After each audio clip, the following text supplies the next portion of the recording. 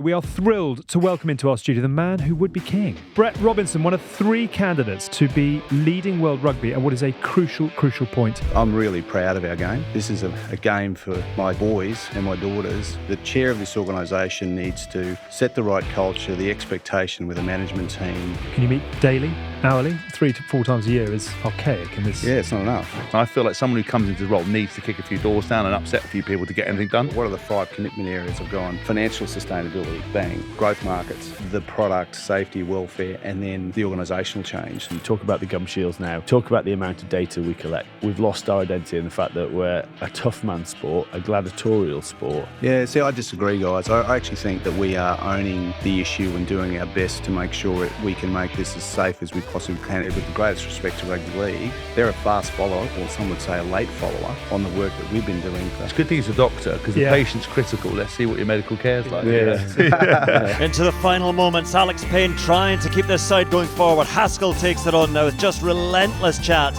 largely about himself. And there's Tyndall to add the finishing touch of glamour and World Cup winning stories. That is how you podcast. Hello, Dream Team. Welcome along to this week's episode of The Good, the Bad and the Rugby, proudly sponsored by Continental Tyres, our go-to for premium tyres. At Continental, safety, performance and grip are the name of the game. The complete opposite of this unpredictable show where we're never quite sure how the journey will unfold. So as always, buckle up and enjoy the ride. Yes, if you're watching on YouTube, please hit the like and subscribe button now. Drop your thoughts in the comments. The meaner, the better. I mean, you can be nice if you want to, but often a lot of you aren't. And don't forget to turn on the notification bell for the Good, the Bad and the Rugby channel. In a minute, we'll be bringing in former Australian international Brett Robinson, who is the favourite to be the next chairman of World Rugby. But before we start, we have something mysterious We have been led in the dark for with those watching blindfolds behind on. Alex's shoulder So to unveil. We have what I think is a mannequin dressed in black under a big black cloak. And if on the count of 3 I reveal what is under here, I bet you're going to pull it anticipation over. is enormous. Don't pull it over. Oh, he's going down. It's professional. close. Oh, no, it's not going to work. I'm trying to talk. Oh, hello, sir. Wow. We have been surprised, ladies and gents, for those of you listening, with none other than what I presume is the new British and Irish Lions jersey for the tour of Australia next summer. And I have to say, on first impressions, it's regal. It's deep red. Actually, it's funny you should say that, Tins. It's actually red dahlia. Right. It's a colour.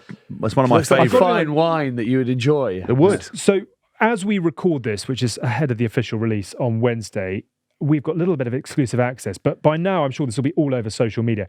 What we're looking at is a deeper red than normal. We've got a proud sponsor in Howden who do insurance, not kitchens. I think that is the slogan that they're going with over the course of the next 9 months or so. It literally follows out of David Howden's mouth every time. I don't do units. I do insurance. Can I just? I see a pattern, but so I'm quite far away. I would go so far as to say there's a fair amount of detail on here. It's not just your bog standard sort of high performance shirt. There is real detail. So I think I'm seeing a rose, a fleur-de-lis, a thistle, and it's a shamrock, actually. And a shamrock, I beg your pardon. Emblems of all 4 home nations. Well done, Poirot. You solved that within mystery. the red of quite like the collar as well. Shirt. It was hand drawn actually by Grandpa someone. collar. It was hand drawn by the designer as well to represent Is obviously that right? the 4 nations. It's also, would you believe, got a QR code on the bottom right that gives you. I think. Let me take access over to the Lions Clubhouse. Even though you're technical on socials, it's called an NFC chip. Oh. So basically, anyone who buys a shirt will be able to hold their phone up to the NFC chip. It'll take you to a bespoke website where you'll be able to see bespoke content. You can get access to the website, but you won't get to all the goodies unless you have a shirt. How incredible. Rugby is embracing the future. And the collar, it's a Grandpa collar. Grandpa Get collar. over your big head. And it's unisex as well. Yeah. So and it goes up to 4XL, I think, as well. So for the bigger gentleman, perfect. Amazing. So we're agreeing. I think it is a hit. I actually like it. I love it. I think it's really smart. I think it's really like cool. the badge. I don't know why, whether it's a darker colour, but then the gold around the badge. Yeah, makes it pop. It really does pop. It's pretty regal. It actually reminds me, it gives me a little bit of a Harry Potter vibe. I quite like it, yeah. Let's hope they bring the magic to Australia, chaps. That's why you Sit are down, the professional. I would like. I actually. Do you know what? I looked at this. I liked it so much. I was like, can I actually wear one? And then I realised I would look quite sad wearing one out. You are a former British. Yeah, That's what I mean. But you can do what I you just want. don't think you can. We still Memories can't of do your it. First Lions jersey? There was that famous story of Nigel Redmond who got called up in '97 and just sat looking at his jersey for 2.5 days. He couldn't believe it. Yeah, but that was Nigel Redmond just summed it up. Yeah. You were just like, Eustache, off we go. No, I was very excited because I played against Auckland Blues, and actually I was in a box with Rico Ioane's father. We were in a box. Yeah. Alex and I were in a box on the weekend with Rico Ioane's father, and I swapped my Lions jersey with his son, Akira. For the first Blue game. So I had my shirt, I also had his blue shirt. And it was a special moment, actually, to give one away and to get my opposite number. Yeah. And we should have won that game, but never mind. I know for most rugby fans that the Lions is a bit like Christmas. It's sort of, there's a lot of anticipation, but I do think there is something very special about Well, the funny you shirt should say launch. that because it's actually out for Christmas. Oh, so people can actually buy it, And also, it's slightly depressing for me. I cry a lot of the time having never worn one. So. But also, by the way, just to let you know Hask as well, sign one for you they're available. It obviously comes in kids size as well, and they don't have the special chip. NFC They're welcome anyway. I was protecting content, I think. I was pitchside in Brisbane in 2001 as the T-boy for Sky on the day that it was famously taken over by the Lions and it was coined the Sea of Red. And next year we've got the Sea of Red Dahlia, which I think is an upgrade. And I think Lions fans will love it. Should we pop and go fly? on a night out in the Lion shirts? Can we do that? Sure. I'll let you guys do it. No, come on. I'm sure there's an extra small for you. Do you want to hang up? Can we bring the other one in? Can we hang it on set for future? Well done, Dan the man. Tins can do the honours. Stick it backstage. I think that is going to fly. Yeah, I think it's really, really smart. Well done, Canterbury. Howden proudly on the front, and the British and Irish Lions jersey is out now. I think that probably fires the starter gun on all things Lions as well, which we're not going to get into on today's show. I think we'll save a Lions selection for a little bit further down the track. But what we are going to do is pick up on the opening games of the Autumn Nations series. Allianz Stadium. The more things change, the more they stay the same. Out of 0 to 10, where are we off the back of that? Because you have done a lot of love the performance. I'm not worried about the result. Are you still rowing that boat, or are we beginning to get a bit bored of no wins? I don't want this to be. It's very hard to sort of break this down without it appearing negative, but I don't want it to be because for 72 minutes, I thought the boys were outstanding. And if you look at the game, we were still in the position to have a shot at goal. Obviously, I do not judge George Ford. He delivered drop goal after drop goal in France. It didn't go his way this time. You can argue the pass wasn't great, whatever. But we shouldn't have been in that position. Why were we in that position? Well, substitutions. Do you think it's subs rather than attitude? No, subs. I think that was premeditated. I was going to say that was my point. I think just subs were premeditated. I just feel that you at that point in the game you're going, who is going to be man of the match? Marcus, Feo Boso, Cunningham, Chandler Cunningham, South are in your market of your three. So Ben Spencer, probably the best organisational 9 we have in that group. So you bring Harry Randall on, young, not had that many caps, in an environment where you're at that point 8 up. Yep, 8 up with. So you think, okay, they're going for the jugular, but then you take off the guy who's arguably man of the match and put on George Ford. Now, if you want to see out a game, I'd have said you leave Ben Spencer on and you bring George Ford on. Yeah. But to do it that way round just didn't make sense to me. Marcus has made 3 line breaks. He's probably made the most amount of minutes, 6 from 6. I was like, I just don't get it. Right. How much was the lack of rugby for George Ford a factor? I mean, because I don't think you can look at him and go, he did anything spectacularly wrong. Everyone will just go, well, he missed a shot at goal in a red zone and he missed a drop goal. But that is, that happens. That happens in sport. But I also think if you Mark Talea, he's so dangerous, right, all over the place. When he went round Ellis on the corner, you've got a prop on the wing and you've got George Ford out there marking. I know the positional stuff, but you've kind of got to ask yourself a question organisation-wise, and I don't know how many phases it was or what was going on. Obviously, Satiti's offload was like pretty next level, but still, you've got to ask yourself where the right people are and where they should be defending. You don't want George Ford one-on-one with Mark Talea, because there's only going to be one winner on that occasion. Genji is rapid, he's got great acceleration, he does a good job, but a winger against a front row prop, however explosive, that's never going to happen. And you just position, you've got to look. I wouldn't want to face it. I wouldn't want to have to deal with him. So kind of how you can shuffle the defence to make to get people around in those places. And also, if you're going to hide George Ford because you've got defensive concerns, you can't hide him on that point, or maybe he was the I last think man. they were manipulating even from the start that Marcus Smith was always at the back, so he was always drifting around. They're doing something around their best chasers for kicks and everything else. But so the frustrate in with all that. I thought they played a great game, but it is now becoming a concern that you've lost games in the last. The two New Zealand games were identical. Basically, we've had 3 identical games back to back. We've been leading, and then we somehow don't get it right. Now, is that a problem with our bench in our depth? But why I've gone to substitutions is you take Tom Curry off, who was having, he's not man of the match, but he's doing a job.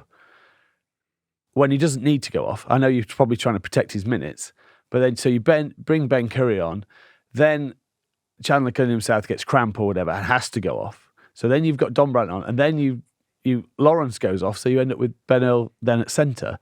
So you've ended up having to make substitutions when you've done tactical ones before you had to make substitutions. Whereas if we hadn't have done them, they would have turned out, would have still kept what we class as a shape of a team on there. So I applaud them for their effort and how they went out and played, the way they went to play. I thought it was a great test match and a great spectacle. Love the hacker as well. Yeah. I love the challenge. The whole day was fantastic. As a neutral, my it was amazing. angle, I thought that kick had gone through at the end, so I was going nuts, and then I realised it hadn't gone Everyone through. in our box was going nuts, and everyone jumped up, and then we realised the people who jumped up were Kiwi fans. I got confused. I was like, we've done it! And you were like, we've missed. It's like, we've done it, we've missed. And I was like, oh, shit. Someone's got to keep their eye on the ball. So frustration. I just those opportunities to beat New Zealand and. They've dodged a bullet there. Their 2 tries. Talaia's try, Ellis showed him the outside, and he took it. Possibly force him inside Ellis, but apart from, they scored sort of snapshot tries, and we got ourselves back into that game, and took a commanding lead over it in that second half. And for whatever reasons, those substitutions aren't working now. Whether that's personnel or whether it is why did we substitute? Are we just making substitutions for substitution's sake? I don't know. And it's also how many people you change at the same time, whether you feed things in, because like taking someone off early. But if George Ford kicks that, exactly. We're talking about you kick it and he is a master. Of course. The nuance of the sport. Everybody beats everybody. All I can do is go to my notes and that I was making whilst I was during the game, and my first thing is. Why breathe less quiet, less loud. Yeah. Why Smith gone off and subs? What Randall on? Question mark. And that's pre Ben Curry. And that's before that's before Ben Curry's gone off. But honestly, so it was happening in real time to me that I was going. I just don't understand. I don't understand this. We are flying at the moment. We're at all the momentum's with us. Why do we need to feel we have to change your 2 drivers who have got you there? That would be my question. I would say, I think everyone should be proud of the performance. I think it was a great spectacle. It was really interesting to watch. I think there's definitely advances in where we're trying to play. I think Porter's has got a good grip of it. I think, there's fine margins. On another day, we win that. The only problem is we've said that now a couple of times. Yeah. So you've just got to ask yourself, let's not put ourselves in those positions and try a bit better, or try to do things slightly differently. Or if that's the nature of the game, we've got to learn how to do it and what's required. Perhaps in the words of Johnny May, England are just underselling themselves for a bit longer, and they're going to strike from the long run. Well, the thing we said it. They need to win 3 of these games, so they now have to win every single one. They have to beat. I'm not going to jump across Australia, but they should be expected to beat Australia given format. They have to now beat South Africa. Yeah. Stakes always go up, don't they? Before we bring in our guest, a word on the retiring Joe Marler. Yes. You can't squirt water at me, sir. Please, sir. We talk about water in my face. We talk about characters in the game. Yeah. He has ploughed his own furrow. He has done it his way. He has excited and interested all sorts of people beyond the traditional rules of rugby. How will he be remembered as an international? Do you know what I think? For sometimes people with personalities, that does the talking for you. But actually, I think Joe was a brilliant player. I thought one of the most destructive tacklers in the game. I think he was always massively passionate and committed to his performances. I think his ability to kind of bring fun, and actually, I've always said this, if you're a fan of Joe Marler, you absolutely love him. Yeah. Whereas I think, for example, us as a podcast, me as a person, the queue that people who like us is as long as the people who hate us. But I think if you like Joe Marler, you Speak absolutely for yourself. Oh, Robin. you're the housewife's favourite, We're but all we're all in in it. But together. I think for me, he leaves. He leaves in the shirt in a better place than he found it. I think he's always done things his way. I think his ability to talk about mental health, I think the struggles he went through to surpass them. I don't think you can underestimate, probably how dark his situation was, and the fact he got into his car once and was like, didn't want to be here anymore. The sliding doors moment could have been a very different landscape. And I think for him to come out, I mean, yes, he's had more retirements than Frank Sinatra, but he's, he goes backwards and forwards. But he did it his way. Oh, he did it. I'm about to do that. But he did it his way, and I think he will be missed. But I'm sure he'll never be far away. It's not the last we've heard of him in terms of his media career and stuff. But I think he's a great team man. Always very scathing, always very negative, just like we love. Didn't exactly quietly slide out the back door. He blew up the hacker as he left. But also that might have then kickstarted what they were going to do. Yeah. It might have always been a plan. Amen and it worked. Yeah. Because I think the stadium how it changed. Yeah, Yeah. it was good. Barley, Joe Marler. It was never boring. It was a lot of fun to watch, and very best of luck to you and Daisy and all the kids with whatever comes next. Now for a message brought to you by American Express. We all know how tricky it can be to find the right work-life balance. Amex understands that it's essential to work hard and play hard, so we wanted to share a bit about the American Express business cards. With an Amex business card, you can earn points on your business transactions and then use those points to switch off and enjoy some downtime. For instance, you can earn points on everyday office purchases like new furniture, a new laptop, or even your team days out. And then use those points to help you unwind and recharge. Whether it is a brand new set of DJ decks for Hask or some shiny new golf clubs for Tins, or even booking that once-in-a-lifetime trip to watch the Lions on tour in Australia, the American Express business cards help you achieve that perfect balance in life. For more information, search Amex Business Card. Terms and annual fees apply. 18s plus, subject to status. And as if by magic, time for the meat of today's show. We are thrilled to welcome into our studio the man who would be king. And I'm not talking about Tins for once. It's a very warm welcome to Brett Robinson, one of 3 candidates who have put their names into the hat to be leading World Rugby at what is a crucial point in the game. You are very welcome. Thanks Nice for having to see me. you. The first question is why? What were you thinking? That's what I said. That's what Horan said. There's a whole lot of mates at home saying, why am I doing it? I guess I was asked by New Zealand and England about 6 months ago to think about it. And, I'm at an important change in my own life. I've got 4 kids.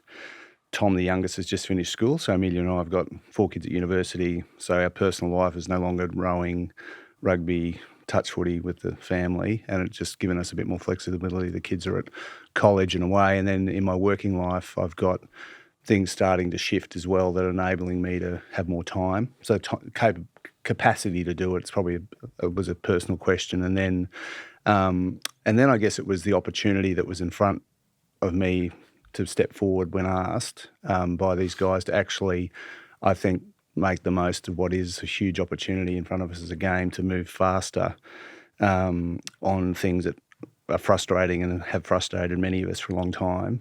Someone that's, been a player both in the professional and amateur years, been an administrator, being a parent of boys and girls that play the game still. I just think we're surrounded by this beautiful game with these incredible values, and we know that it's got so much potential. And I do think that there's a different style of leadership needed for the game. And I do think that I have some things that I've done in my life that can help enable that change in style. Just before we get into some of the detail, and you've touched already, you've led a string of very successful businesses. You've played for the Wallabies, Yeah. currently CEO of Retire Australia, which presumably will have to come time. Before you do, can you just explain the process? Where are you in the process right now? You're up against Abdel Benazi from France and Andrea Rinaldi of Italy. Tell me where you're at in the process, how much palm pressing is going on, what sort of, who's sliding into DMs and how it's all coming together, as you know what I mean? Yeah, well, look, I guess personally for me, again, I'm a doctor by training and got into healthcare leadership, but in a non-clinical role, still do some clinical work, and have led for 20 years sort of large private healthcare businesses in cancer care and looking after older Australians, sort of, and dealt with private equity, built big businesses, 3 billion Aussie businesses in the cancer care business. This one I'm running now is 1.2 billion of value. So big, large, complex businesses dealing with the challenges of interfacing into regulation and change, delivering care to people ultimately, but also dealing with private equity, capital structures, driving large people. I've got 600 staff that work for me in the previous business, 2,000. So large, complex people businesses looking after people. And in parallel to that, I've been working in and around rugby. So I was the general manager of high performance for Rugby Australia when you guys beat us in Thank you for getting that 2003. nice and early. Yeah. Yeah, it hasn't stopped going on about it, mate. And Dinner last night, just celebrate us again. Yeah, Beaver kicked the door down for days and days after that loss. And then I got asked to come back on the board of Rugby Australia, and then they asked me to get involved in World Rugby about 6 or 8 years ago to be a representative on the board. And so I've been on the board for 8 years, and I've got, I guess, to understand what the issues are, see the opportunities, and have, put my hand forward to run against Abdul and Andrea, who will next Thursday we go through a vote with council. So the council, there are 52 votes, and have you got what you think you need? I mean, everyone's saying you are the man who will assume the throne. Well, you never believe you're there. I mean, but ultimately, I think I've got the support of what I believe to be a coalition of countries that are really looking to evolve and shift together and take opportunities. And I think that there's a willingness, again, because of the involvement, particularly of Northern Hemisphere countries in supporting me, that this is not about hemispheres, it's about the game and taking opportunity. And and I'm not on the board of Rugby Australia, haven't been for 5 years. So I'm an independent director. I'll be an independent chair. I've lived in the UK. I played university rugby up here, and when I was in semi-retirement, and so I've got great friendships and relationships from that time. And I think it's important to collectively work on what I see to be global challenges, consistent.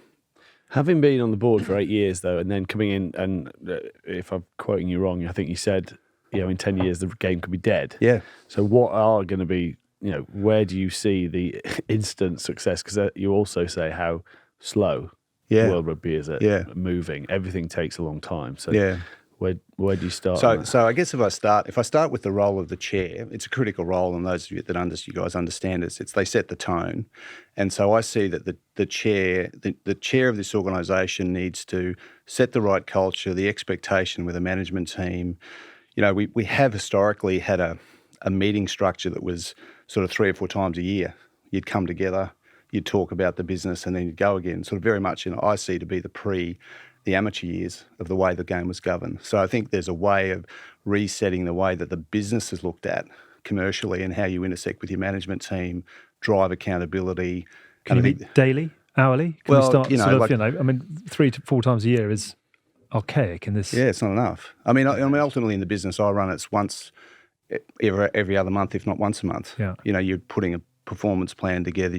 I'm reporting that to my chair and my board, and you just need to be, you need to be tighter about how you're managing change and performance to deliver it faster. And it's not to say you're diving in on your management team, because I'm a CEO and I like space, but you need to be able to set the boundaries and the bookends around how you drive accountability. So I think there's that piece.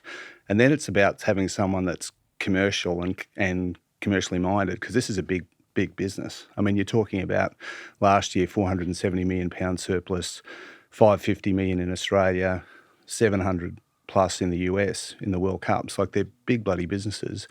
And you got to have someone that sort of understands that. You've got to be looking at the commercial drivers. You've got to understand the capital structures that may fund certain things that you're doing. And I do think the chair needs to understand that. I think that the other thing the chair needs to be is they need to be contemporary, because this is a game for my boys and my daughters that, we need to be moving faster on listening to our fan and responding around the way we deliver the product. We're still, with the greatest respect to the team, we're still delivering things as we did 30 years ago. Yeah, why can't they ever make a decision quickly? Because we talk about lots of lots of things that should be done, which I think is relatively simple. And there's which you'll know far better than we will. But if you compare with the NRL, which at the moment is absolutely flying, Peter V'landys makes all the decisions. And if he thinks the product isn't good enough, he changes the rules. The 6 again rule was brought in over a weekend. Every club is making money. They're expanding the league from 16 to 20 teams. So something in the NRL is going very, very well. There is quick and decisive change. How does rugby union, and how do you in the new role, should it come to pass, move at a speed which everyone is excited and energised and reacting I think to? acknowledging it's a far less complex environment for Peter. You've got 16 teams or 18 teams or whatever. You control the broadcaster, you control the product, the content, the referees, all under your direct control. Complexity of rugby is we don't have the direct control on competitions, we don't have the direct control on all the players, the coaches, the staff. That being said, I think that there's a chance for us to step right back and say, well, who is doing it the best in the world? And the way that we've done it doesn't necessarily mean we have to keep doing it this way. And to be fair to the game, in March this year, we had a great workshop after the World Cup on the shape of the game, and there's been a lot of stuff that we have picked up, driven through working groups, a question of whether you need as much bureaucracy around it to deliver trials in the July and the championship windows that I actually think have been fantastic. The shot clocks, removing the croc roll, leaving the halfback alone. If it's a line out, it's no consequence. Let's not pull it back. So I think there's some positive things of change that we feel that we've got over 3 more minutes of ball and play time. I think even the weekend's matches up here, particularly the English game, was a great game. Angus wasn't in the middle of it. So I think that we're better, but I do think we should reset the whole. If you had a chance, would you want to have all that control? Because one thing we talked about, the biggest downfall of rugby is nobody knows who's actually in charge, and I think who has the power. And if you could, there's too many stakeholders. Yeah, there's too many stakeholders. Where I sort of feel like, things like even with the voting rights and bits and pieces is to do you have the power to come in and rebuild and go, listen, because you sound like you've got more business acumen than anyone that's gone before, because to be honest with you, most people get employed in rugby because they were good guys and good players, not necessarily having that ability. As someone coming, could you tear up the rule book and go, right, we need to commercially sort this out, we need to move very quickly, and actually we want to strive to dictate who's in charge and start doing things like pulling some, like not necessarily pulling your punches, and be able to do that, because it feels like that's what rugby needs, that central control, that central ability to run the game, and not just allow all these stakeholders chipping in, because it doesn't work, and it's never going to work. Yeah. Well, actually, World Rugby has and always has had the power of law. So that's the fun. I mean, if you go back 130 years, when 1887 or whatever it was formed, laws, regulations, and annual calendar were its core responsibilities. We get to 87, and we had a couple of bright minds in the south. So let's have a World Cup in 87, generate all this revenue that suddenly is allowing us to invest more into the game. 35 years on, and there's a lot of great stuff, women's 15, sevens, match officials, all the investment we're making into safety and welfare, instrument and mouth guards, amazing story about measuring G-forces live. And so there's some wonderful things we do, but to your point, I think we haven't challenged ourselves about, we actually do have the decision rights. Yeah. So how do we work with our stakeholders? Because they're all on the same bus as well. They're equally as frustrated. So I think it's about resetting a process of intersection, because ultimately it is more complex, because we don't own SANZAR, we don't own Six Nations. They're massive stakeholders. We don't own the competitions up here. So how do you corral all those people into a system that enables you to move faster, acknowledging they've all got their own interests. They've got their own interests. Yeah. So my sort of fundamental goes back to we talk about a lot on this show about what does the game actually know what it is anymore? Like it identity. It's the identity of being a physical, brutal. That's the reason the test match name came about, because it was supposed to test you. But also, you look how far we've come. We don't very rarely talk about how far we've come in health and safety. I know there's obviously the ongoing lawsuit, whatever, but having played literally that being my sweet spot of my whole life, we were trying to adapt to being a professional sport very well, and I don't hold any. I don't begrudge anyone. It was tough, but having played till 2014, how much it changed from 2010 to 2014. You talk about the gum shields now. You talk about the amount of data we collect, but I still think we've lost our identity in the fact that we're a tough man sport, a gladiatorial sport, and I think that sort of needs resetting. But in the background going, but by the way, we're doing all this work on making sure, but we're allowing players to go out and do what they do on a Saturday. And I think at the moment we're coming across as a sport that tries to appease everyone. Is there a bit of, can you reset that? Well, I think at the end of the day, you've got to acknowledge the risk that we're dealing with as players, as administrators, as a game, and then understand, are we doing all we can possibly do to make it as safe as we possibly can, acknowledging that there's the professional game, the community game. And I actually think I'm really proud of our game. I think our game has done a wonderful job of investing into safety and welfare initiatives back from sort of late 2000s, 2010, 2011, you know why? Because we're honest about the problem. We're honest about the need to focus in on it. And I'm a clinician by training, so I look at the work we've done from that very point where we did all this analysis, looking at what were the events on the field that were leading to the risk, and it was head on head space. So we did that through data. We looked at it, and then we said, okay, well, what are we going to? Now we know that. What are we doing about removing head on head? So what are we changing around law, sanctions, coaching to try and change or shift the emphasis on that? And then we've looked at protocols to assess on. Can it field. go too far though on that one? No. I think the more and more we do, the better. I mean, acknowledging that we're going to still be a combative sport. But I think that's the concern we've got, right? Is if you look at like the NRL, for example, we talk about it a lot because it's weird. If I had an option to watch an NRL like State of Origin or something else like that over a union game, I'd probably choose NRL at the moment because I feel like they're kind of proud of what they do. They own it and they don't try and hide away from it. And I think obviously we've had some teething problems with adjusting with tackle height, etc. But I think, and this would be the top level game, not necessarily grassroots. But look at the UFC, for example. They market it itself for what it is. It's a violent combat sport. And you need to make sure you mitigate as many risks, but you can't hide away from why people watch it and what people want to. And I feel at the moment rugby is trying to pretend that it's all things to all men and women, and it isn't what it is. And we're sort of, the product on the field, I think, is great. For me, it's the way it's marketed, the way it's sold, how it's commercially run. Yeah. I think how archaic it is to get things done. I think, also the way we talk about it as well. I just think there's opportunities to go, look, here's a separation, grassroots, this is important, we can manage this, but actually the top level game is an entertainment business these days. Yeah. And it needs to be done like that. And I just don't know how you feel whether it's marketed in the right way, because we feel it's sort of a bit apologetic and tries to be, you're trying to make something safe that's just never going to be that It's safe. a really crass example, but if you look at the way the haka has been treated for the last 15 years, having them at either ends of the field is just ridiculous. It has removed one of the great elements of theatre of international rugby. And this weekend, England stepped forward, and they're following, obviously, what we saw in the England Rugby League Samoa match. Yeah. It's suddenly, everybody, its hairs on the back of the neck. The change in the stadium... Extraordinary. At that moment was extraordinary. And it's one tiny example, but I suppose I'm throwing out James's challenge here, which is that we have stepped back as a sport from so many of the elements, which is I disagree, guys. I actually think that we are owning the issue and doing our best to make sure we can make this as safe as we possibly can, acknowledging that there's risk. And why I say that is rugby league are following us. So that the Wallabies physician, Sharon Flahive, who sits on the International Players Association for Rugby, has been hired to be the CMO of the Rugby League.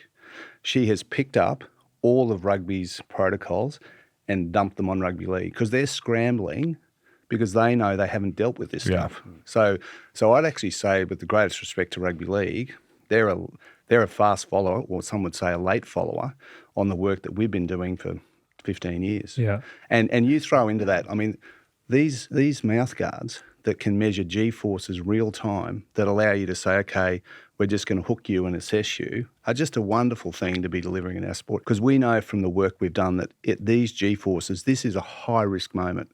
We know that it's a high likelihood there's been a significant brain impact. So that information is really valuable to the clinician. It's like anything. It's a diagnostic tool. Like, I'll come and examine you, but I might send you off for a CT scan or I might take a blood test. Those things help people make the right decision. Because what we'd hate to think is that we had information that we knew someone could have had a high-risk moment, but we missed it, and there was consequences because of it. So it's not seen to be one or the other. It's both of those things, like you do in medicine, to help make the right decision.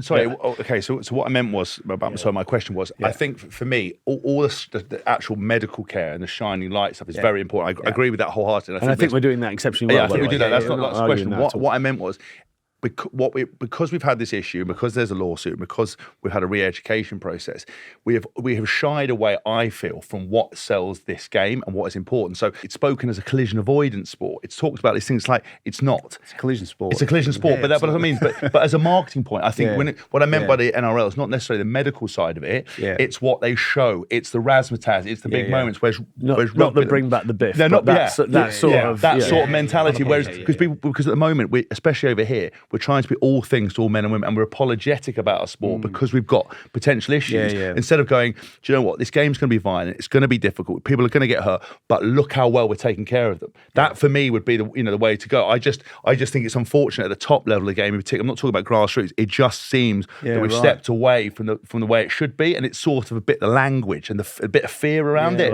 as opposed to going, what do people look up for on the weekend? Why are people watching, Scotland, Fiji? Because everyone's getting bashed, and it's a great game. You know what I mean? And it makes a big separation between your fan who knows he can't cross those white lines because he just can't do what's going on that field. And I feel sometimes we water it down. Yeah, and I guess it's a great point, and for all of us that have got community clubs and are participating in it, you want the mums and dads to feel that coming along and playing on a Saturday is safe for the kids. That's why I think that's why you've got to separate. What I think we genuinely believe that there should be a separation between the grassroots and the top level of the game. The top level of the game should be seen as an entertainment business and almost I'd make it summer sport. So you've got all the chance to have a bit of a spectacle.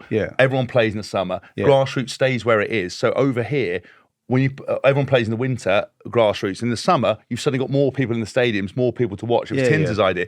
So things like that, trying to create that universal calendar. Well, I guess with the other, there's been a big step in terms of the separation of the tackle height law around the community game. So I don't know if you know this, but around the world, we've lowered it below the sternum. We've had in February a huge impact up there. February next year, we'll have over 1,000 matches coded, 250,000 tackles that have shown that at this early stage that we've seen a decrease in concussion in the community game. So your point's right. So we've got laws now that are relevant to HIA protocols. We've got tackle height sanction. We're not below the sternum yet. There'll be arguments to say that it should, but there'll be arguments to say, well, we've got enough protections in place.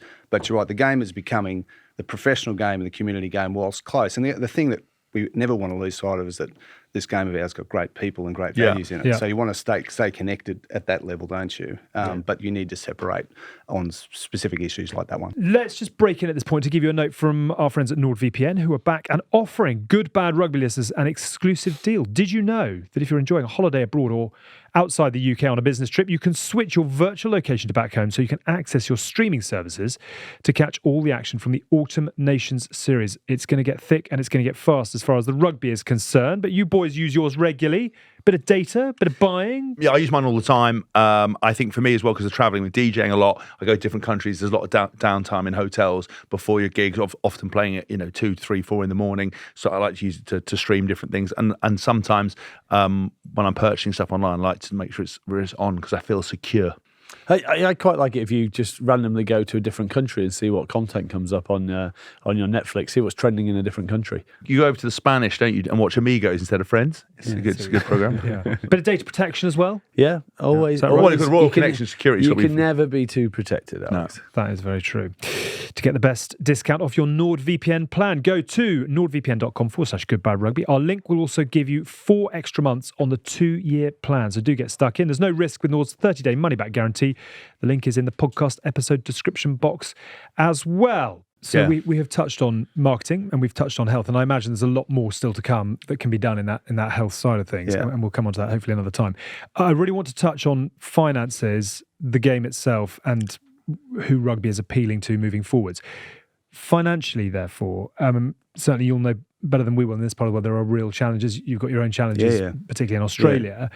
You've touched on health, and we will all agree that at the moment the women's game is really beginning to lead the way in some regards. Where else does World Rugby spend its money well? Yeah, well, I guess go back to your point about the financial creaking of the game. I mean, we've got, we had a session in Dublin about sort of 6 or 8 weeks ago. We brought the top 11 unions together and we finally got them to share their balance sheets. And, if you look at the collective revenues of 23 versus the cost base, 900 million revenues, versus a cost base that was, 40 or 50 million above it. So completely, if not creaking, busted. Yeah. And we got 3 clubs up here that collapsed. 4, if you can include Jersey as well. We had the Rebels in our part. Jaguaros aren't in the champion in the Super Rugby competition. So there is a real massive issue that's dealing with the creaking of our unions that has put pressure on our unions' ability to fund other things, because ultimately it's the professional game, it's the cost of our players. That is really putting pressure on our cost bases to allow us to do other things. And I know that there are conversations about that, but I think we've got to get real serious about that. I know you guys are looking at salary caps. We need to look at, we've got boys being taken out of our schools in Australia. So my boy Tom's in the Australian schools this year. He had a boy the week before they were due to play New Zealand about 3 weeks ago in Hamilton from Iona, declare that he couldn't play for Australia because he'd been signed up to go to an academy in France. Like that, we have 17 to 18 boys in our system. You speak to the South Africans, they have 70. Right. So there's this real damaging undercurrent of foundational destabilisation around our systems because of the cost of players and player movement. And I think we need to get serious about managing our costs. We need to get serious about managing our player costs, because ultimately we can squeeze the lemon harder with revenue, which I know, some great things like the Nations Championship and other things that are starting to really sort of elevate that. World Cups, we're hoping to deliver a lot more revenue that we can distribute. But I think if we don't get that right and our member core unions are breaking, then it puts enormous pressure back on World Rugby to distribute more money, but actually then it compromises the other things that we need to spend our money on, which are, That always seems to... The problem is we never look at doing things differently. We basically reformat. Super Rugby was the apple of everyone's eye in the early 2000s, the best product ever. Then we change the format or we change the system, so then it dilutes a little bit. Then it starts going downhill. Over here, everything has always gone, we need to make more money. We'll reformat something. We'll change the Heineken Cup, the most successful tournament that we had. We'll play around with how the pools work, and now it means really nothing until the quarterfinals, where everyone will start tuning in again. So it's rather than looking at messing around with leagues, we've got to look at how we attract others. Different sponsors, how we bring more money into the game, how do we... Just on the sort of financial element of it, we did a show last season on Live Rugby, in inverted commas, and Christ alive, we got some feedback for it. Not all of it positive. Money from the Middle East, discuss. It's live. I guess the sponsors, they're already sponsoring matches. They're in the middle of discussions with the Nations Championship. Part of the Lions with Qatar. Yeah, Qatar coming to Australia next year. So, I think we just have to learn to live with it. What we don't want to do, though, is undermine the foundations of our international game, because I do think that's the heart of what makes our game great. And we need to ensure that the system is sustainable, whether that, through those funding sources isn't broken by it. But I think in terms of that involvement, it's inevitable. Yeah. So it's just about how do we work on it. Were you surprised when he got knocked back the first time, didn't it? So when they brought it around the first time. Yeah, don't start me. But that's what I mean. Again, it's stuff like that we hear, and you're just like, because what I was going to ask a question was on the back of that. Are you concerned that, so if you get elected, touch wood, and you go into the mix, and you've got these ideas, and you obviously know what you're talking about in certain aspects, and you understand the challenges, you're not shying away from it, that you're going to get in there and you're just going to be stonewalled, and that it's going to be ineffective, banging your head against the wall. Like, do you feel that as a chairman, and I don't necessarily how much power that role has, to come in and go, do you know what? I'm just going to upset a few people. I'm going to say what it is. I'm going to do, because it seems like Hask's happy to help if you want to upset everyone. If you need a consigliere, I'm happy to take people out. But it's just I just feel that a lot of times with politicians, or you're not saying you are, but that political that you understand the problems. You come in and find that nobody does what you're asked to. It's challenges, a vested interest. It's very difficult to get anything done. Do you feel confident that you can go in there and actually make some changes? Because you haven't disagreed with anything we said in regards to where the game is. You can see it. There's a frustration of turning 800 million or whatever it was. Obviously people making the decisions just aren't thinking clearly or have too much of a vested interest. And I feel like someone who comes into the role needs to kick a few doors down and upset a few people to get anything done. Yeah. Well, I think the mandate's the other thing. So, what I'm talking to you about, I've been talking to everyone about. So, I've been presenting what I see to be the four things that are important in the chair. You need someone that drives the right culture, has the commercial capability, is contemporary enough and focused on focused on player welfare, and also is prepared to shake up the organisation. So they're the four things. And then I go, okay, well, what are the 5 commitment areas? I've gone financial sustainability, bang. We talk about growth markets. So that's the other question we can talk about is like, where do we need to take the game? And then you say, okay, well, what about competitions? And that's where you bring in Nations Championship and other conversations. Then you talk about the product, safety, welfare, and then the organisational change. And that's the piece you're talking about. So So I was going to say, but then you've put that down perfectly. But then obviously you read that some people might want Benazzi, someone might want the Italian dude, Rinaldi. So if there are countries voting for them, do they immediately will they just not do what you want to do? That's what I don't understand. Is it's like politics. So if they voted for someone else, are they going to resist what you do and then make it hard work? Because it just doesn't give you the free reign to go and do what you want to do, because you're going to have to fight battles against people who didn't want you there. Or I don't know how that looks or how it feels, and you won't know until you're elected or whatever how it's going to feel. But how are you going to deal with that? Well, I think if you get the mandate, you've been given a license to get on, and there's no doubt one of the greatest challenges in this role is to try and to bring together those that feel disaffected. So there'll be people on the other side of the election. Understand why they feel it. And why. And what's frustrating them or angering them? Why are they holding back? Because ultimately, like anything, it's only the power of us all wanting to get on that will get us there if we've got people that are wide-handing and what have you. But I guess that's I've had those experiences in my working life. And it's difficult. Do you think that the voting thing, that obviously the fact that some of the have 3 votes to whatever is something that to change? Because when you said about sort of where the markets to grow the game to, one of the things we've always talked about is, going on tours to Samoa, Tonga, Fiji, playing. We don't ever do it. Talk about playing those games and bringing those nations. We never go there and do it. Can I just explain that for our listeners? So the 6 nations have 18 of the 52 votes, 3 votes each, as you said. The 4 Sanzar unions also have 3 votes, as do Japan. And then Canada, Georgia, Samoa, Romania, United States, and Uruguay each have 1 vote. Yeah. In exactly level playing field. Why would you not just make it all level? Is that really? Look, I actually think so we've been through a couple of governance reviews, and what that system is meant to do is recognise and reward performance. So you basically. But how can the challengers improve performance without the ability to vote? Yeah, so I guess what we're trying to do through the votes is you get a vote if you have a certain level of revenue, so you're financially secure. The second is around participating in men's and women's 15s and 7s, and the final one is about high performance in outcomes. So are you one of the top 12 unions in the 10 or 12 unions in the world in terms of World Cup performance? Yeah. So that recognises that if you can succeed, you then get a vote at the table. Otherwise, you are hooked up in what's called a regional vote. So there are 6 regions around the world. Yep. So that's with 2 votes each. So and look, there's some beautiful stories about this. So this is like Fiji and Samoa. Like they've ultimately come to the table because they've performed and they've made. Well, hang on, Samoa had to cancel their autumn tour because they haven't got enough money. I mean, they've got all sorts not for the first time. They have got serious internal problems there, and criminal allegations against people in high positions as well.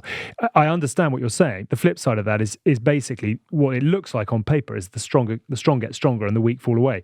When you look at those countries who have got 1 vote, Canada didn't make the Rugby World Cup. Georgia, sure, some absolute potential, but not welcome to the Six Nations table. They're piecing it together. Samoa, all over the place. Romania, once mighty, drew with the All Blacks in the 80s, not to be seen anyway. United States didn't make the Rugby World Cup. Uruguay, fits and starts. The challenge would be that how on earth can any of them improve on high performance, et cetera, if they're not given the opportunity to sit at the table? Yeah, so that goes to what are we doing to give them opportunity? So going to a World Cup in Australia with 24 teams, supporting competitions like the Nations Championship with the second tier. Is that the solution, or is that going to provide challenges as well? Both. I mean, the opportunity to come in, ultimately, like we all know, it's about creating opportunity to compete against the best and to provide support and enabling that. And the nation, go back to your question earlier about the frustration of Nations Championship falling over 4 years ago. From my perspective as a director around World Rugby, that was a disaster because we lost 4 years. And that was driven by self-interest, protectionism, all the same old things. And there were certain countries that just decided that they were frightened of it and didn't want to bring it on. Right. Other countries Can you were name prepared. those or no, not? I'd prefer not to. Got to ask the question. He's got the vote. Yeah, he's got the vote. Not while the vote's Oh, yeah, still not on the vote. Yeah. Politician sidestep. Come on. But, yeah. you Can know, we just not release this till Thursday? but as someone that is passionate about growing the game, in my part of the world, I play with Islanders. They're some of my best mates. I've toured there, as you guys have, all my life. My own son played in a Pacific tournament with Fiji and New Zealand only recently. I chaired the Pacific Island Working Group that ultimately led to the funding of the Drua from Australia, the funding from World Rugby that led to them coming into Super Rugby. So there's some great stories of us in really being truthful about trying to create opportunity for these countries, which is why want to take the World Cup to North America, for the same reason, to provide opportunity for these guys to perform, to generate new markets, to support the growth of the game. Because I'm innately a growth personality. Yeah. I've grown businesses. I want to create more. I want to do more, and I want to see our game not become focused internally and not change. So the great Darwinian comment about intelligence and the smartest, it's those that can adapt. And we need to adapt. We've got to adapt. You mentioned the US and the Rugby World Cup that's been given to them in 2031. We've heard various sort of rumblings and rumours that stadiums aren't available and there are real concerns over the financial viability of it. If you get the job, is it everything into 2031 to make it happen? We've got a bit to do before then, but absolutely. So you would stand by that decision? It's not going to get pulled or changed or delayed? No, that decision was made 4 years ago. We made a decision to shift away from the 4-year cycle. We wanted to take the pressure off unions, and particularly after the Olympics and others, where countries were throwing enormous amounts of money to try and win a World Cup, to make more strategic choices. So there was a decision taken to set up Australia and then into the US in the women's game here into England before they come to Australia, before we go to the US, and build the long-term pathway and capability to give certainty so that you could develop a long runway. I mean, the big question for me about the US is the separation of running a really good World Cup versus the legacy and the high performance outcomes. And that's different for men's and women's. World Rugby has become very, very good with its support of the nations that's been involved, of delivering fantastic World Cups. Yep. I've got no doubt that we can deliver a fantastic World Cup in Australia in the men's and head to the US and do the same. The question is the capability of the team and the US national team and getting that to where it needs to be competitive. And I think that and that's a different question in the US for men's and women, as you know, in the WXV, the US women with the Canadians. It's the biggest star in the game. Yeah. And we're all there at the Olympics this year, and it was amazing to see that happen. And then have, despite our girls missing out in the end, to have Canadians and US girls on that podium was fabulous. So I think that the investment required in legacy for the women's game is going to be different for the men's. But we have to understand the risk appetite of the game, and also how do we align our commercial partners. So if England are going on tour to the US, if New Zealand are, if Ireland are, Australia are, how do we get all of our stakeholders embraced in that long-term outcome and build a commercial pathway together so that we incentivise everybody for a successful outcome? Can I ask you a question about sevens? Yeah. I don't quite know what the question is, because it's gone from being, I used to work on it many, many weekends back in the day at Sky, and they were full stadiums and it was back page news a lot of the time. I don't even know where to start with what it is right now. What is it? What would you like it to be? It depends on where you come from. In our country, women's sevens is our flagship. It's our absolute flagship. The Levi sisters are rock stars in our country. Charlotte Kazak's a friend of the show, Black Eye Ambassador. So I think, this is the challenge with the product, isn't it? In different countries, 15s and 7s for women and men mean different things. And in some countries, it's a critical growth pathway for women in particular. And for others, it's not. In the Northern Hemisphere, 15s is your game for women. In emerging nations, in growth nations, in African and Argentinian countries, as countries, it's sevens is the product. China as well. China. In our world, we're leading with sevens, following with 15s, and we've got a 15s World Cup coming up. So I think from a product perspective and a gender perspective, it means different things. We could see from the Olympics that it's critical, though. It was an amazing experience. 550,000 people in one day, to have 125,000 people walk through the stadium for DuPont to, hold that medal up was pretty special for our sport to differentiate itself against our competition. It sends a real message, particularly in parts of the world where there are other contact sports like ours to say, well, up yours, there's an Olympic Games, and you can't do that in your sport. You have quite rightly hit that relatively stupid question for 6, because of course DuPont and of course the Australian Sevens is very strong. Am I right in saying it's only 5 destinations now on the tour though? I mean, what? No, 7. 7, I beg your pardon. You take DuPont factor, you take the incredible success of the Olympics, but you drop that down to what is the everyday international tournament. Is 7 enough? Is that the right? Yeah, look, it's because this is format? the tension about, because we invest a lot of money into Sevens for the very purpose of it being a growth vehicle, particularly for the emerging nations, and so we personally, World Rugby, don't make any money out of Sevens. We're putting, of those surpluses, we're putting in this cycle about £50 million into Sevens to support it through the cycle. And it certainly, for the unions, it creates tensions too, because not everyone's making money out of that, as they're not out of the women's game, by the way. Yeah. So they're products and formats that mean different things to different countries. And some have chosen, as you have in the Northern Hemisphere, to pull back, consolidate Team GB for, the Fijiana. So for the Fijian women to go to a finals at the Commonwealth Games was a game changer for women's sport on the island and the way women were treated by men. Wow. So it's culturally changing the world for some women, that product. So I think it's not as binary, but we just have to make sure that we're not losing ridiculous money on the product. Growing rugby's appeal to youth.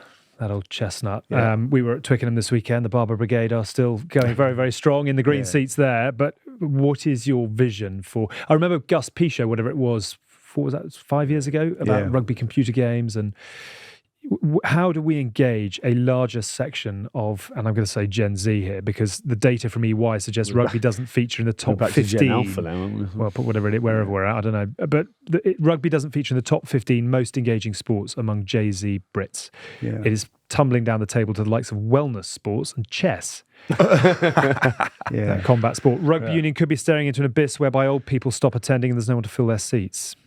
Yeah, look, I think the product is, at the heart of that, and listening to our fan, which we've spoken about. And, we did all this work out of the World Cup that said that fans were sick of senseless kicking, they were sick of downtime, and they wanted teams that were prepared to attack with the football to be promoted. Yeah. I mean, that's pretty solid, straight between the eyes feedback. And then we drove that into the shape of the game workshops. We've looked at things like shot clocks. I think there's more we can do about time wasting between set pieces and dragging our heels and something. But I think we've sort of addressed that. But I do think we have to make bigger global stars as well. Yeah. How do we do that? How do we get household names in, other than DuPont really at the moment, within the game? Is that a cultural thing? Yeah, look, I think we have. You don't think we have? I would seriously challenge that we have household names in sport now. I think in rugby markets you can sit here and say, we've got some really good players. I don't think a single American would be able to name a single top 10 Alona Maher tier. Yeah, for sure. And not having Alona Maher, because she's amazing. But isn't it crazy that she has got 3 times the amount? Sure, she's bigger than Antoine DuPont. It's crazy. It's fantastic, isn't it? It's fantastic.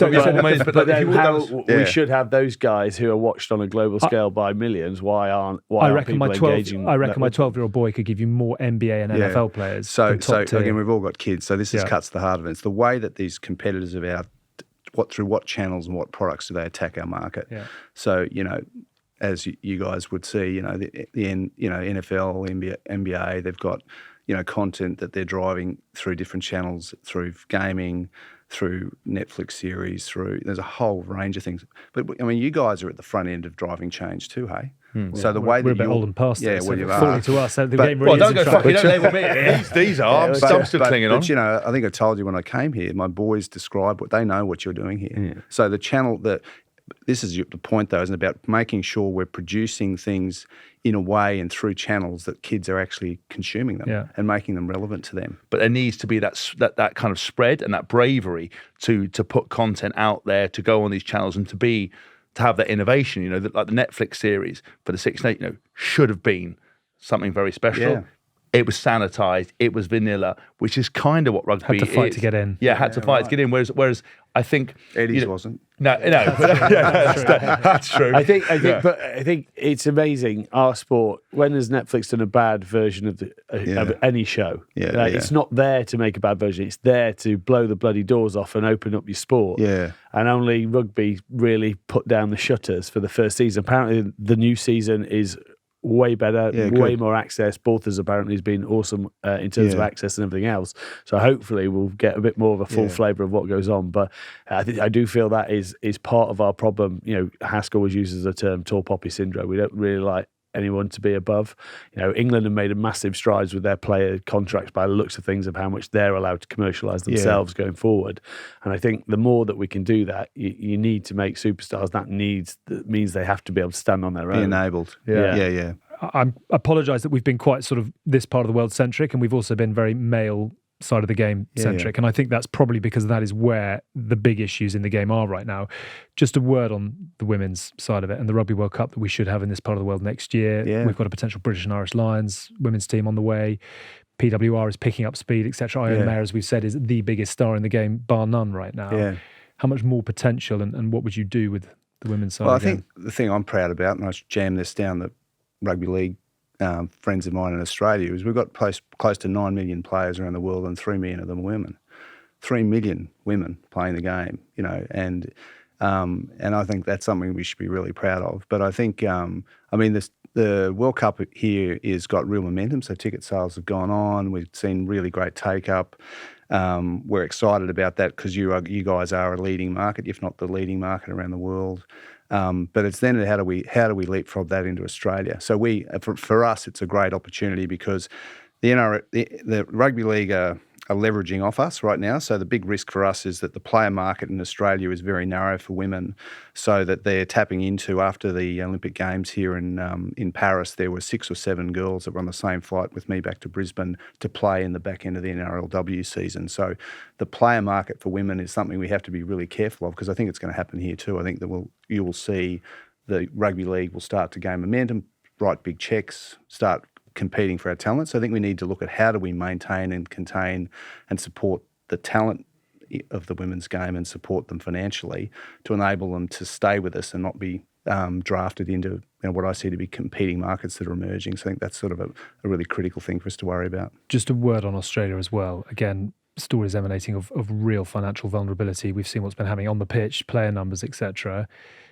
Where are the ARU ahead of next year's Lions tour? How desperately do they need it? And is there a way look, back? they've had to take out some private equity funding to get them through the short term, but the Lions numbers are extraordinary. I mean, it's one of the great gifts you guys give us. So that's really exciting, and then after that, we've got the World Cup. The World Cup at this stage, we've got this great thing in Australia where state governments compete for content because they build all these stadium and they have to fill it up. So they will pay large dollars to support locking in content. And right now, I think all but Victoria, we have finalised all of those contract agreements. We've locked out a broadcast agreement.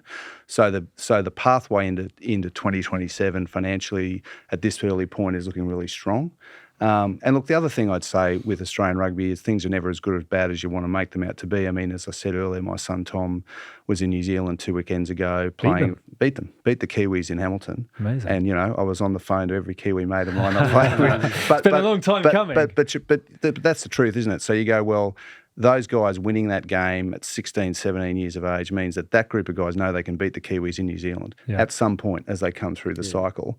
And so, our pathways have got some optimism. As disappointingly as we were about the outcomes in Paris, we've got an amazing women's sevens team. They are world-class athletes. So there's many things to be positive about. And Joe's rebuilding the confidence in this team. Yeah. So, I'm not saying that they're going to, we're wishing them well this weekend. I think it'll be tight, and they've had a good resurgence this year without not getting the results. And I'm confident that with time, as we know, you've seen him over here, he can rebuild the team. As a proud former Wallaby, you've said you hope. Do you think they can? We're a brilliant story for next summer if they can find a scalp up here this November. Yeah, I reckon absolutely they can. There's the word Just don't want to be coming the through. arrogant bloody Aussie. I thought the Aussies are humble. It's the arrogant English, isn't it? Normally, yeah. Kiwis, they're humble. We're all humble. Is there anything that you would like to tell us that we haven't necessarily asked, or have we covered most of the bases that are on your agenda and to-do list? Yeah, look, only other than to say that I'm quite humble to be asked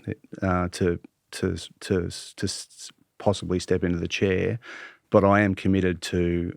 I'm impatient. I'm a back rower. Well, you know you've got two heavies. That will Yeah, the Mitchell brothers are available for hire. I said to me, if you give me 6 weeks to fix World Rugby, I'll do it in a week and take the other 5 on a fact finding mission to Las Vegas. Yeah, but like anything, you got to try and work within to drive change. So it's how do you agitate but coalesce and shift everyone together? Yeah. Because as you've said earlier, you get a fractured subculture or a destructive subculture, and we'll never get anywhere. So I think that's probably the biggest challenge if I'm successful. Can I ask you that question? I'm going to test your politician sidestep again. If and I think this has been a very, very impressive hour, and we're grateful to you for sharing your thoughts, etc. If you get the gig, give us a mark out of 10 for the World Rugby you're stepping into, and give us a mark out of 10 for where you think you can take it.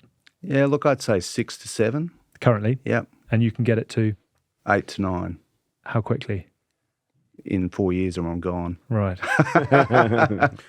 It's a very interesting note on which to end, really. I think the game desperately needs someone to take a firm grip of it. We just do one favour though. When you get into the job, right, and if you say, you obviously know, you've obviously done your due diligence, you're involved now, but if you do look under the hood and you find out it is shambolic and nobody wants to play the game, will you please come out and just say it and go, I'd like to do this, but no one will let me do it? Because stop talking in corners. Yes, that's what I mean. I find it very difficult because people have to play the political game a lot of the time. Yeah. But actually the honesty of where it is, because you came in and said, I think 10 years time rugby will be dead. You and I, we have the same concerns over the game. We've talked about it. But to go in and do it, I just want to see some action. And even if it's not the right action, just some action would be great. But if you're stonewalled, to come out and say, I've tried. Come out and say it. Go back to your old playing days and go to chat the office linebacker and just start clearing people out. Would you do you feel like you were able to do it, come out and go, listen, I'm just not able to do this job or whatever? And I think we do have some great people that are frustratingly held back too. Yeah. Like I think in anything in life, if you enable, good people, give them the right environment to succeed, and you can cut through some of the crap on the edges, they'll be successful. Yeah. And I do think that, there's been some wins along the way, but there's a lot more we could do, and we could do it better and faster. It's a good thing he's a doctor, because the patient's critical. Let's see what your medical care's like. If you're reaching for the paddles after a day, we're struggling. Listen, everybody that comes on the show gets a bottle of Black Eye. I'm not sure we've ever had, Hask, if you'd like to do the honours, I'm not sure anybody has ever been quite so deserving. You might need this along the way, but it's a gin that we've pulled together. It's just won double gold in San Francisco, 95 out of 100 at the Gin Awards, and £1.50 of every bottle sold goes into a Black Eye Players Fund, which helps men and women across the game with risk, research and recovery. So trying to make the game safer, trying to look into kind of research around brain health. We're going to try to build up £1 million a year to be able to look after the game. So it's kind of an amazing gin. And who doesn't want to get drunk helping charity? it's the perfect crime. Gin, lime and soda. Drink responsibly. I was going to say, in case of emergency, break the top of the bottle. Well, I tell you what, if you come back in 7 days' time and go, can I get another bottle? We know it's going wrong. Commiserate on the way. But it goes a little slice of orange Mediterranean tonic. That's the drink, yeah. Nice. Thank you so very much, Brett. It's really nice to chat to you. Guys. Good luck with all that's to come. We shall watch with well great done on what interest. you guys are doing too. Oh, thank you. We'll also, because we do talk quite openly about stuff. If you ever hear something we've said or you don't agree and come out, please come back on and talk about it. Because I always joke, I always joked about kind of saying this and this, I do this.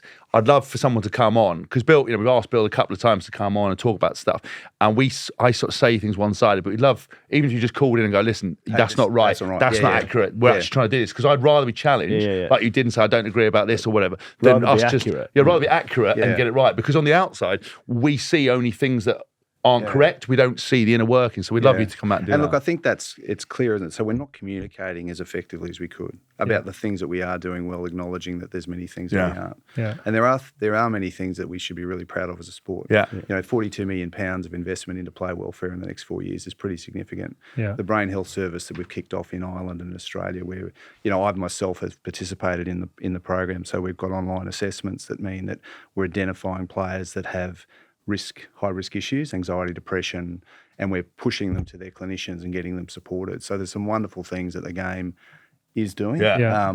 And there's some wonderful research that's starting to come around the globe that's actually saying, well, if I don't play sport, so this is the other thing people don't want to say. Yeah. If I don't play rugby and I'm isolated and I'm socially disconnected, I don't have friendship support structures, I'm not active, I'm not fit, you've got a greater risk. There's some great so you've got a greater risk of dementia than you have if you're a rugby player. It doesn't weigh into the fact that each person's got their own likelihood of genetic disposition. Genetic disposition, and just all rugby does is elevate it a little bit, but there are many other factors that elevate it way more. Yeah, I mean, we're lucky because this game gives us great friendships and support for our lives. And Timmy Horn and I were fishing on Stradbroke Island last weekend, and he's been knocked around the head a few times, but he's doing okay. Unfortunately, I did knock him out once. That's a story for another time, Tins. On that bombshell, play rugby, everyone. It's good for you. Just before we go, shall we round up some of the bits of housekeeping? Tins, Johnny May. Yeah, join us on Thursday, the 5th of December at the Allianz Stadium to celebrate England rugby legend and our mate, Johnny May. Hosted by us, The Good, the Bad, the Rugby. It's an evening that features a gourmet 3-course meal by 2 Michelin star chef Tom Kerridge, all-inclusive drinks and rugby legends sharing stories from Johnny's incredible career, and there are some incredible stories in that, with a live and silent auction supporting the For Ed and the Black Eye Gin Fund. It promised to be an unforgettable night. Tickets are limited, so secure yours now at allianzstadiumtwickenham.com. We will hope to see you there. As always, lock-in is available for the dedicated amongst you, £3.99 a month for behind-the-scenes stories here at GBR. And our book, James, is out. Alex. A bit of front-page exposure this weekend. Let's move seamlessly on. I did, from that. Well, I didn't. My poor ex-partner did. But never mind. Yeah, the book's out. GBR Unleashed, all the stories of the podcast, all the fun, all the love. And basically, there's some signed copies available. It's in Waterstones, WH Smith. So you can get it on Amazon. It's called The Good, the Bad and the Rugby Unleashed. Not to be confused with Boris Johnson's book, Unleashed. But we did have some parties. They were sanctioned. There was cake and it was legal. A lot of unleashing at the moment. If you fancy that for your Christmas stocking, go and find it where Hask has just recommended. And our new YouTube series, The Uncoachables, is out right now as well. If you've got younger rugby fans in your family, do send them the way of The Uncoachables with Max Brown and Rugby with Amy. We're trying to do something a little bit new, a little bit fresh for the younger generation. And there's a Quick Nose Tap Off as well. There is a Nose Off Quick Tap, GBR Quick Tap with Charlie Morgan and Alex Good as well. Alex Good. The Nose Off, if you really want the detail. To everything that's going on at Allianz Stadium this weekend. Thank you, Brett. Good Thanks, luck with guys. all that's to come. That is a wrap for today's episode. Thank you so much for tuning in to The Good, the Bad and the Rugby in partnership with Continental Tires, our go-to for premium tyres, whether on the rugby field or the road. Safety always comes first. And also, unlike this show, Continental Tires are award-winning. Don't forget to subscribe, leave us a review and follow us on social media for the latest rugby updates. We are a folding pocket production. This episode was produced by Tom Edwards. Enjoy all the rugby that's to come this weekend. Thanks for watching. Thanks for listening. See you next week.